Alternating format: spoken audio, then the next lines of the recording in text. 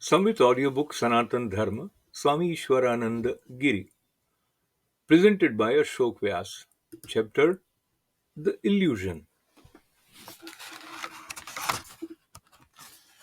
In the Manasollasa commentary on Dakshinamurti Stotra of Sri Shankaracharya, his illustrious disciple Sureshwaracharya describes Maya as a harlot, sensuous and enticing, thriving on the lack of discrimination. Avicharita Siddheyam Maya Vishya Vilasini. Bereft of her makeup and dressing, she is not worth glancing at. It is discrimination that shows her up through all the makeup. But if that is why most people dare not practice discrimination, even though they know appearances are deceptive, yet appearances are so attractive. They mean so much to them. They have been clinging to the world of appearances from beginningless time, and now they cannot let it go, even if it means losing oneself, encountering spiritual death. This is the inexorable power of Maya. It holds the gaze of all and prevents the vision of truth.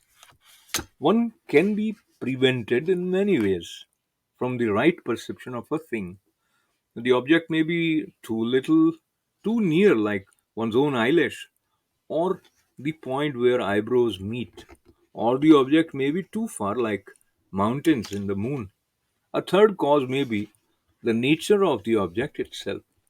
It may be microscopic, like the germs that will in the air, or subtle and formless, like air itself. That is why we cannot see them. Then there may be a defect in the eye, a cataract, or jaundice, or color blindness. Even if the object is of proper size and at visible distance, and the instrument of seeing is perfect, still, if the seer is absent minded, then also proper perception does not take place. Absorbed in the small talk or deep thinking, you pass through a crowded street, safely avoiding the vehicles, taking the proper turns, and enter your room automatically. But then, if you try to recall some face or signboard or prominent building on the way, you fail. Certainly, you set eyes on them but paid no attention, so that the object did not imprint itself on you. Now, granted that the above five limitations are not there, still, an object cannot be seen if there is a solid obstruction between the seer and the object. To our consternation, we find that all these defects apply squarely in the case of the vision of self. The self is the nearest conceivable and at the same time the farthest,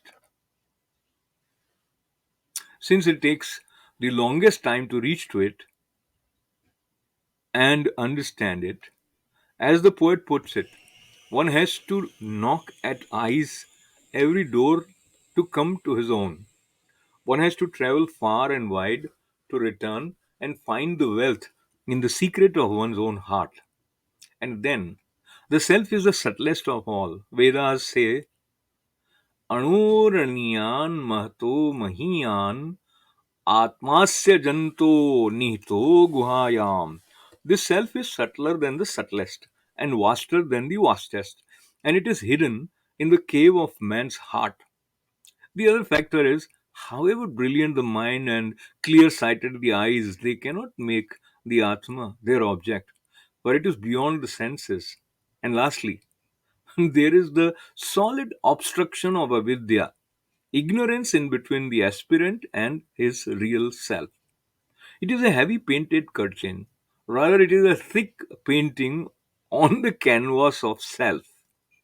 This comparison brings out the two functions of ignorance. First, the thick paint covers up the canvas, and then the colors and forms of the painting absorb your attention so that when you see the painting, you do not have the knowledge of the canvas but of the landscape and figures painted therein. These two are referred to in and scriptures as the veiling power and diverting power, avarana shakti and vikshepa shakti of ignorance respectively. Ignorance itself cannot exist but for the canvas of the self, and yet it covers up. its very basis and puts up an entirely new thing, the whole fantasy of creation before us. Again, consider the case of twin trees. The trunks are so very close to each other that from a distance you mistake it to be a single tree. Here, the vision of the two trees is veiled and that of a single tree is put up. The power that causes this phenomena is avidya, ignorance. Here, avidya takes advantage of the proximity of objects to create the illusion. You are seated in a railway train inside the station yard. Another train is standing by on the next line. As your train begins to slowly pull out, you look through the window and see that the other train is moving. Not until you have passed the train and find the trees and buildings outside speeding past do you realize that your own train is on the move. Here, too, the illusion of movement in the standing train, trees, etc., is caused by proximity. The same device is employed to delude man in case of knowledge of self.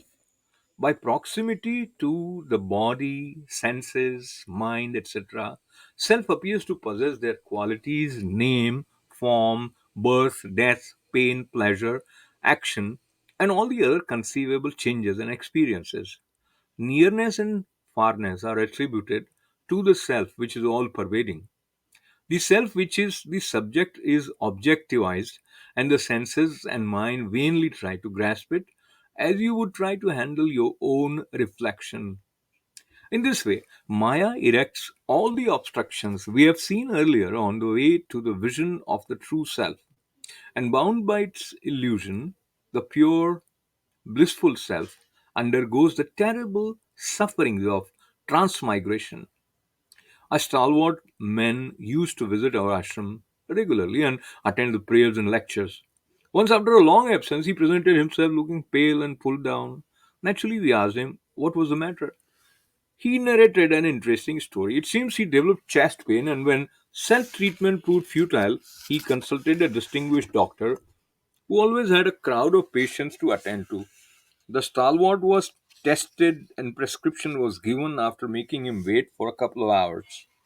He had to go to the clinic next day for treatment. When he showed the prescription, the physicians were surprised that he should have delayed the case so much. And they urgently admitted him into the TV ward. It was a great shock for him to know that he was suspected of having a serious infected lung. For about a week, as the preliminaries were conducted, the stalwart suffered the utmost anxiety and began to recollect all the symptoms he had overlooked. He felt death was near, and already he had lost much of his weight. But since the examinations were not satisfactory, the doctor who gave the prescription obliged to see him one day. He had a wonderful memory and could spot out the case at once. To his utter dismay, he realized that the whole case was a mistake. Some similarity of names had brought the patient the wrong prescription. The real real owner of it had expired that very evening, handing over the ghost of his disease to the unfortunate stalwart. Of course, the whole case was hushed up. Some minor treatment for cold was given to the man, and he was hastily discharged. As the devotee finished his story, he brightened up and said, "Anyway, Swamiji, it was a valuable experience. It has shown me exactly how the embodied soul suffers endlessly just because of a misconception regarding its real nature." In the above case, the fear and suffering were real, but it needed no medicine to cure them. The discovery of the doctor was enough. So it is with the disease of worldliness. Awareness of the real self alone can cure it. If you see a piece of coiled rope lying on the wayside in twilight and mistake it to be a snake, it will not do to beat it with a stick or wait for the serpent to clear away. The only intelligent and immediate means is to flash a torch and see it is only a piece of rope. So, in spite of all the paraphernalia of Maya, the obstructions to the vision of self can be overcome by right effort. Any amount of gadget making will not improve our life in this respect, nor does a nonchalant, inactive view of it help us. As we have noted in the beginning, discrimination is the effort required. And to be able to discriminate properly and perpetually, we have to prepare ourselves through a graduated course of sadhana in our daily duties, karma, and devotions, bhakti, which are the steps leading to realization of self.